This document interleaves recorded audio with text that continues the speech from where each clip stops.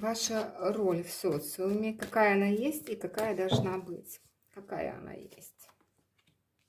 Мгм.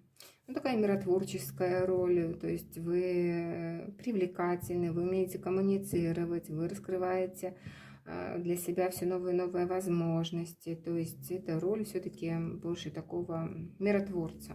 Какая должна быть?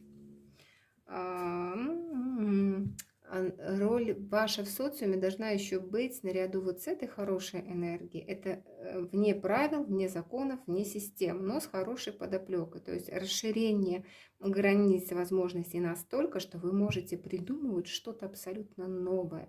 Новую философию, новые взгляды, новые религии.